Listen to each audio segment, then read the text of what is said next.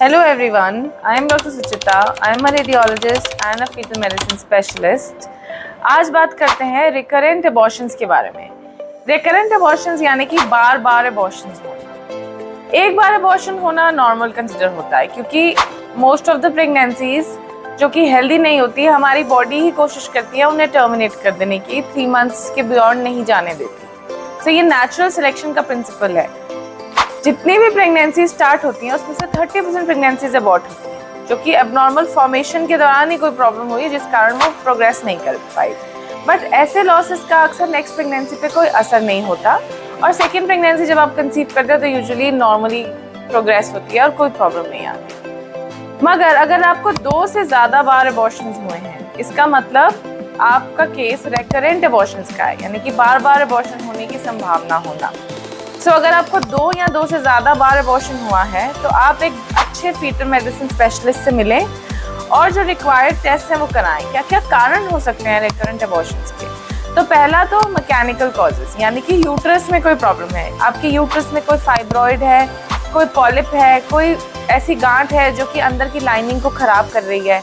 एक बार अबॉर्शन कराने की वजह से आपकी एंडोमेट्रियल लाइनिंग यानी कि जो यूट्रस की लाइनिंग है वो ख़राब हो गई है, उसमें साइनिकियाँ हैं, वो अंदर से चिपकी हुई है, उसमें कोई गांठ है, ये सब होने के कारण भी आपको बार बार अबॉर्शन होते हैं। तो जब आपका अबॉर्शन हो जाए उसके 6 हफ्ते के बाद मिड साइकिल में, यानी कि पीरियड्स के 15 दिन बाद एक अच्छा ट्रांसवेजाइनल 3D अल्ट्रासाउंड कराइए, क्योंकि 2D में और नॉर्मल TVS अल्ट्रासाउंड में ये प्रॉब्लम्स नहीं डिटेक्ट होती। अंदर की कैविटी कैसी है वो देखना बहुत ज़रूरी है और कैविटी पे कोई प्रेशर तो नहीं पड़ रहा बाहर से फाइब्रॉइड्स का या अंदर से पॉलिप का या लाइनिंग के ख़राब होने का। ये सब चीज़ें पता करने के लिए एक अच्छा 3D ट्रांसवेजाइनल अल्ट्रासाउंड कराइए पीरियड्स के 15वें दिन पे, मगर तुरंत अबॉर्शन के बाद नहीं। अबॉर्शन के 1.5 महीने से 2 महीने के बाद आपको ये टेस्ट कराना है। सेकेंड कॉज क्या हो सकता है कि आपके ब्लड में ही कुछ ऐसे हार्मोन्स हैं जिसकी वजह से बच्चा बार बार अबॉर्ट हो रहा है। क्या क्या एबनॉर्मलिटीज हो सकती है? पहला, थायराइड डिसऑर्डर्स, तो आपको अपने थायराइड चेक कराना है। अगर आपका हाइपोथायराइड या हाइपरथायराइड है तो उसको ट्रीट कराना है।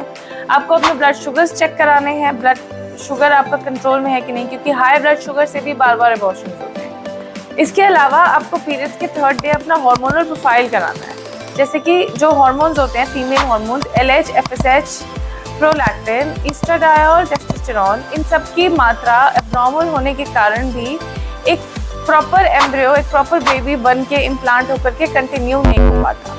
इसके अलावा कुछ ऑटोइम्यून डिसऑर्डर्स हैं, जैसे कि SLE या एंटी फॉस्फोलिपिड हार्मोन या ऑटोइम्यून डिजीजेस, जिस कारण कि जो बच्चा बनता है उसमें या तो सही से ब्लड फ्लो नहीं जा पाता, जो ब्लड फ्लो जाने लगता है वो क्लॉट हो जाता है, खून के थक्के जम जाते हैं, जिस वजह से उसको प्रॉपर ब्लड सप्लाई नहीं होने की वजह से वो ग्रो नहीं कर पाता, या हमारी बॉडी को ऐसे हार्मोन्स सिक्रीट करती है जो बेबी के लिए टॉक्सिक है और बच्चे को ग्रो करने से रोकती है। तो ये कुछ टेस्ट होते हैं अबॉर्शन प्रोफाइल के, वो आपको कराने चाहिए, जिससे पता चलता है कि बच्चे में कोई ग्रोथ रिस्ट्रिक्शन के लिए आपकी बॉडी में तो कोई ऐसे हार्मोन्स रिस्पॉन्सिबल तो नहीं है। इसके अलावा कई जेनेटिक कॉजेज भी होते हैं। अगर आपको 3 अबॉर्शन हो गए और आपका 3rd प्रेगनेंसी है, लॉस हो गई, आपको अल्ट्रासाउंड पे पता चला कि अब बच्चे में धड़कन नहीं है, स्ट्रेट अवे अबॉर्शन नहीं कराइए। अबॉर्शन करा करके उस टिश्यू को ज़रूर जेनेटिक टेस्ट कराएं। उस टिश्यू में उस पर्टिकुलर बेबी में क्या जेनेटिक प्रॉब्लम थी उससे भी पता चलता है कि आपके नेक्स्ट प्रेगनेंसी में क्या चांसेस रहेंगे अबॉर्शन होने के। बार बार अबॉर्शन होने के बाद एक वायबल प्रेगनेंसी होने के चांसेस और कम हो जाते हैं। तो इसलिए इस प्रॉब्लम को इग्नोर ना करें और ये ना सोचें कि 3 बार अबॉर्शन हो गई, कोई बात नहीं, अगली बार और ज़्यादा प्रेशर हो जाएगा और ज़्यादा चांसेस कम हो जाएंगे ये प्रेगनेंसी चलने के। तो एक प्रॉपर इवैल्यूएशन पहले ही होनी चाहिए, ट्रीटमेंट पहले से शुरू होना चाहिए, ताकि जो नेक्स्ट प्रेगनेंसी है वो चलने के मैक्सिमम ज़्यादा चांसेस हो, क्योंकि जितने ज़्यादा अबॉर्शंस होते हैं उतनी आपकी यूट्रस की लाइनिंग ख़राब होती है और आगे सक्सेसफुल प्रेगनेंसी के चांसेस कम होते जाते हैं। तो हमें उस जो एम्ब्रायो जो बना था, जो ख़राब हो गया, उसका जेनेटिक टेस्ट करना बहुत ज़रूरी है, जिससे पता चलता है कि उसमें क्या जेनेटिक एब्नॉर्मलिटी थी जो वो अबॉर्ट हुआ। अगर उसमें कोई जेनेटिक डिफेक्ट निकलता है तो आप पेरेंट्स का फिर हम जेनेटिक टेस्ट करते हैं, पेरेंट्स का कब कैरियोटाइप करते हैं या क्रोमोसोमल माइक्रोएरे नाम का टेस्ट करते हैं, जिससे पता चलता है कि पेरेंट्स कैरियर्स तो नहीं है। अगर पेरेंट्स में क्रोमोसोमल एब्नॉर्मलिटी है तो देयर आर हाई चांसेस कि ऑलमोस्ट एवरी सेकेंड प्रेगनेंसी में एब्नॉर्मलिटी होगी। तो ऐसे केसेस में ट्रीटमेंट ऑप्शंस चेंज हो जाते हैं।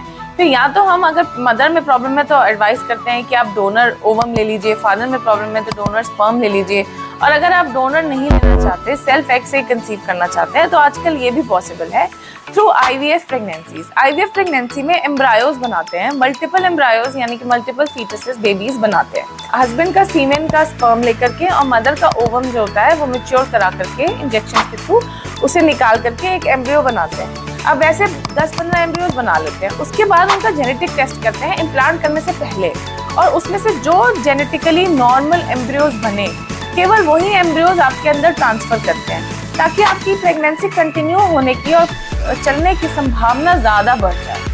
ये सब चीज़ें बहुत ज़रूरी हैं, क्योंकि जितने ज़्यादा अबॉर्शंस होते जाते हैं उतने वायबल प्रेगनेंसी के चांसेस कम होते जाते हैं। तो ये सब में अगर कोई प्रॉब्लम आती है तो उसे ट्रीट करते हैं। उसके अलावा अगर कोई प्रॉब्लम नहीं भी आती तो फिर कुछ एक्स्ट्रा हार्मोनल सपोर्ट दिया जाता है, कुछ ब्लड थिनर इंजेक्शंस भी दिए जाते हैं, ताकि आपकी प्रेगनेंसी सक्सेसफुल आउटकम होने के चांसेस और बढ़ जाए। तो अगर आपके 2 या 2 से ज़्यादा अबॉर्शंस हुए हैं तो प्लीज़ एक स्पेशलिस्ट को दिखाइए। Don't go to your routine doctor और रूटीन फिजिशियन टू नो कि अब नेक्स्ट प्रेगनेंसी में क्या होगा। एक अच्छे फीटल मेडिसिन स्पेशलिस्ट को दिखाइए या किसी सीनियर गायनेकोलॉजिस्ट को दिखाइए जो इनफर्टिलिटी एक्सपर्ट भी हैं, और उसके बाद सारी इवैल्यूएशन के बाद ही नेक्स्ट बेबी प्लान करें। नेक्स्ट बेबी से पहले कुछ मल्टीविटामिन, कुछ एंटीऑक्सीडेंट्स और ये सब दवाइयाँ भी हम स्टार्ट करते हैं, कुछ ब्लड थिनर्स भी कई बार स्टार्ट करते हैं, ताकि आप जब कंसीव करें तो वो प्रेगनेंसी के कंटिन्यू होने के चांसेस ज़्यादा हों।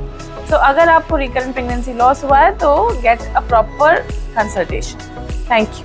Thanks for watching this. अगर आपको ये वीडियो अच्छी लगी तो please like and subscribe to our channel. Thank you.